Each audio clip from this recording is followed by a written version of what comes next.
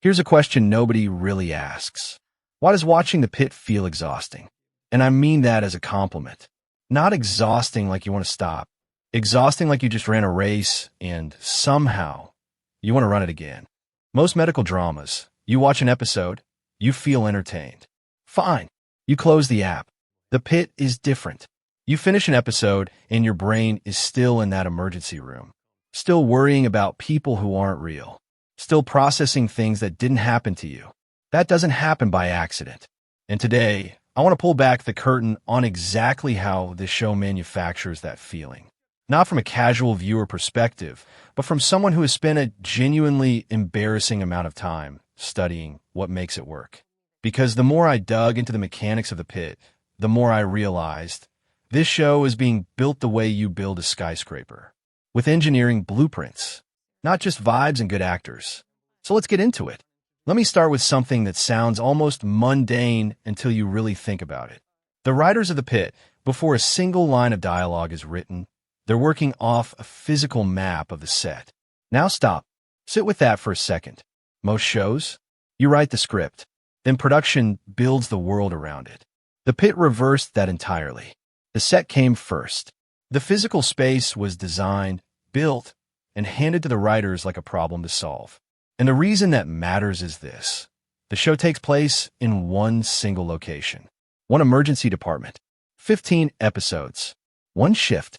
15 hours of story happening in essentially one building. That is an insane constraint. And constraints, when you embrace them creatively instead of fighting them, become your greatest tool.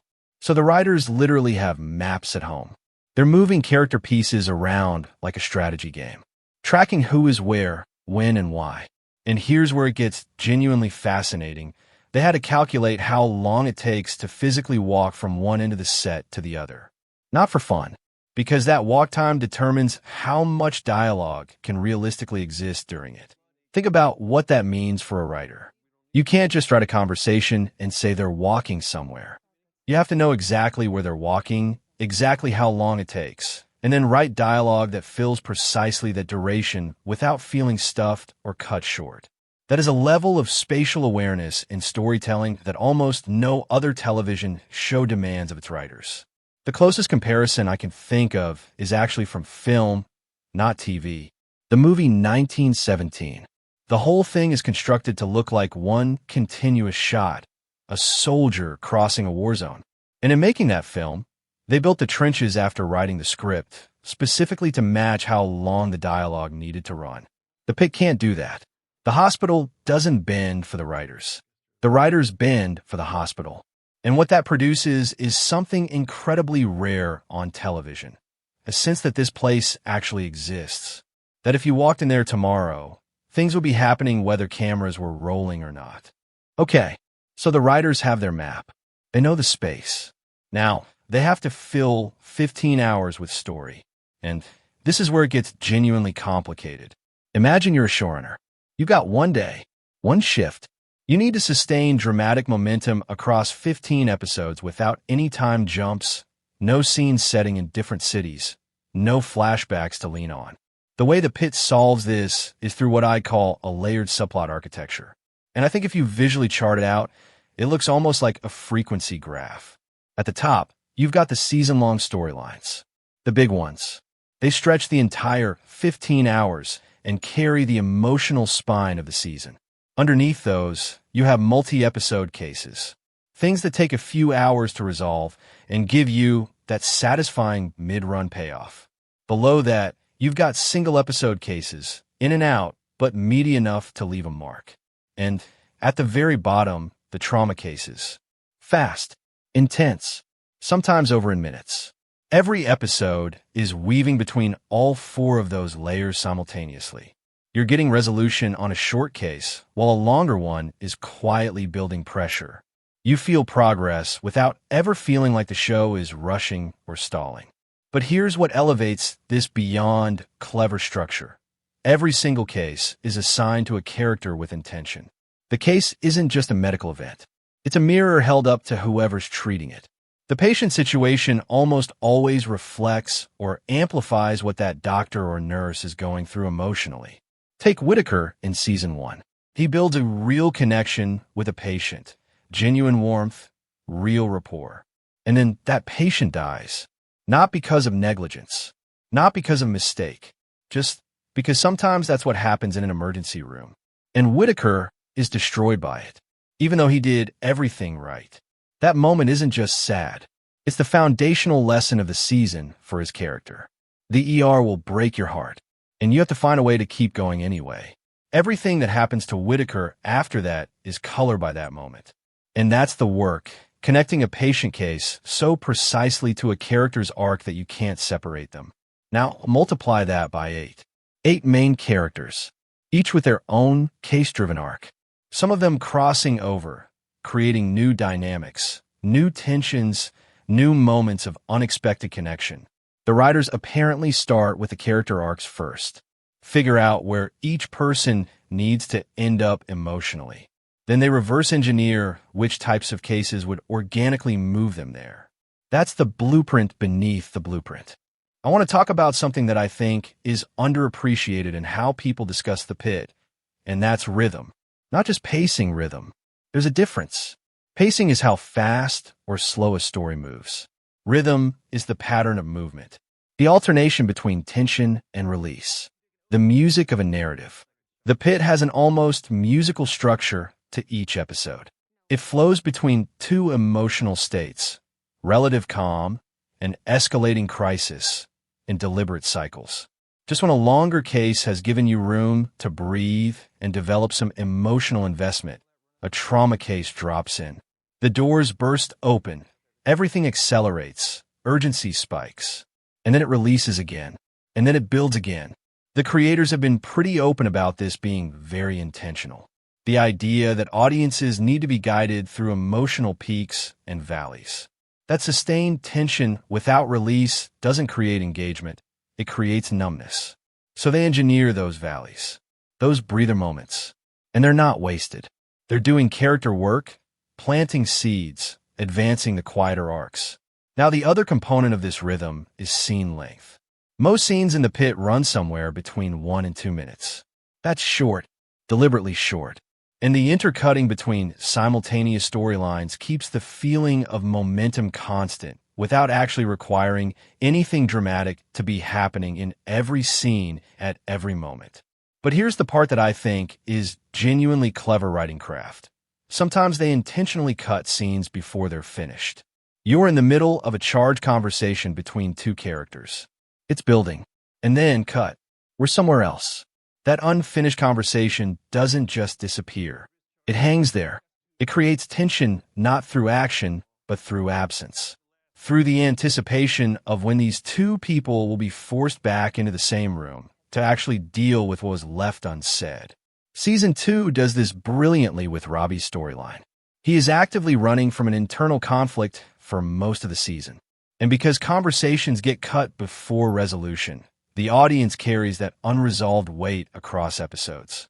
When the confrontations finally come, they hit harder than they would have if every scene had been allowed to breathe itself to completion. And then there are the episode endings. 15 episodes. 15 cliffhangers. That sounds formulaic and cheap. But the reason it doesn't feel that way is because very few of these cliffhangers are medical emergencies. They're human emergencies. A revelation. A breaking point, a quiet moment of devastation. Things that are earned because of everything built in the episode leading to it. When an episode ends on a character moment rather than a plot twist, it works because we actually care about that character by that point. All right, now I want to shift for a moment from the writing to the production, because there's a concept at the heart of the Pit that I think deserves its own spotlight. I call it extreme continuity, and it goes well beyond what most shows attempt. Standard continuity means making sure the coffee cup is in the same hand in every shot. Making sure the actor's collar isn't suddenly different between angles. The basics. The Pit operates on a completely different level because the entire set is active during every shot. Every single area of that emergency department has to be doing something realistic at all times because the camera might find any corner of it at any moment. This means every background character, every nurse walking past, every patient in a bed in the background, All of it has to be accurate to where the story is in that hour. The showrunners describe it almost like a stage play. The set isn't a backdrop. It's a living organism. And the actors feel this too. Noah Wall has talked about how you might spend several hours as a background figure in a scene that focuses on someone else. But the moment the camera finds you, you have to be exactly where you would be in that storyline. At the right emotional pitch. Doing the right thing. There's no, "oh, I wasn't in this scene" excuse. If you exist in this space, you exist fully. To make this even more interesting, most of the background nurses on this show are real nurses. Actual healthcare professionals. This is genius for two reasons. One, they don't need directing to look authentic. They already know what they're doing. Their movements, their priorities, their body language, it's instinctive. Two, they can repeat it consistently across multiple takes without breaking. They even had the entire crew wearing scrubs during filming. So if a crew member accidentally ended up in frame, they'd blend into the hospital rather than shattering the illusion. And then season 2 escalated all of this even further. The show introduces a cyber attack storyline that forces the hospital to go offline. No computers, no digital records, everything tracked on paper and whiteboards, which meant the prop department now had to maintain real-time accurate physical records that matched the continuity of the story. The paper trail had to be internally consistent. It was so complex they hired an additional script supervisor just for that season. One person tracking all of it would have been genuinely impossible. This commitment to accuracy isn't just impressive from a production standpoint. It feeds directly back into the feeling of watching the show. When everything around the story is this meticulously maintained, your brain stops looking for the seams. You stop watching a TV show. You start being there. The final piece of this puzzle, and maybe the most important one, is the philosophy that the creators call writing in truth. It's simple on paper. Nearly everything that happens in the pit is grounded in a real account from a real person, a real case, a real experience from the healthcare world. The writers actively track this. When someone pitches a story beat in the room, the first questions are, did you experience this? Did you hear this from someone? Can you source it? If a writer can't point to a real foundation for what they're suggesting, it doesn't survive the room. Now you might be thinking, isn't that limiting? Doesn't that constrain creativity? The opposite is true. Because reality is stranger and more emotionally complex than anything a writer can fully invent. Real accounts carry a specificity that manufactured drama never quite achieves. The details are different. The emotional logic is messier and more honest. The episode with the drowned child, that came from a real story a healthcare worker shared with the creators. And when they heard it, the reaction in the room was immediate and unanimous. This had to be in the show, and if you've seen that episode, you understand why. The way it builds is extraordinary. It doesn't start with the death. It starts with a grandmother, then the parents, and then the piece that makes it genuinely unforgettable, the sister, who doesn't understand what's happening, who is making a get-well card, who is told, gently, devastatingly, that her sibling saved her life and is gone. And then a teddy bear is brought in as a messenger. A child using a toy to send a final goodbye to another child who cannot receive it. That episode was nominated for an Emmy for writing. And you can feel why. That's what happens when you trust real experience over constructed drama. Several of the writers are also working doctors and medical professionals. They're not researching the medical world. They live in it. And that expertise doesn't just make the medical details accurate. It makes the emotional details accurate. The particular exhaustion, the gallows humor, the way grief gets compartmentalized during a shift and hits you in the parking lot afterward.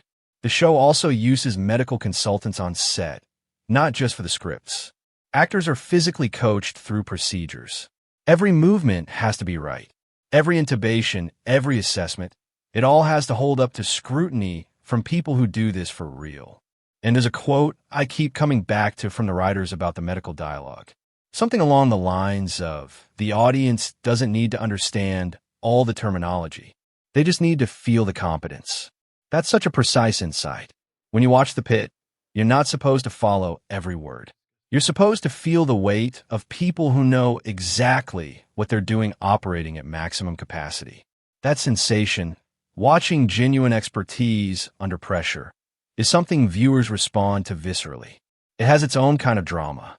People call it competence porn, which is an inelegant phrase for a real phenomenon.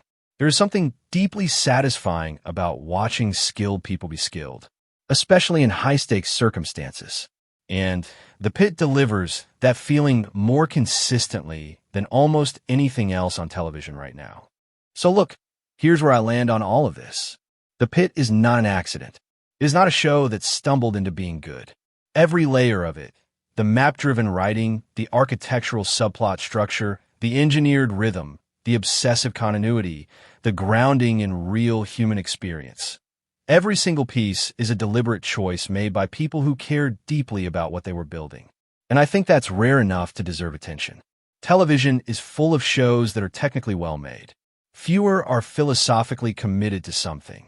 The Pitt is committed to truth, to accuracy, to the people who actually work in emergency rooms and deserve to see their reality represented with care and respect. That commitment is what you feel when you can't stop watching. When you finish an episode at midnight and tell yourself, just one more, and mean it. That's not an algorithm. That's craft. And I think we should talk about it more. If you made it this far, genuinely, thank you. If you want more deep dives like this into shows that reward this kind of attention, subscribe. Drop a comment with what you think a show does better than anything else. I read them all. See you in the next one.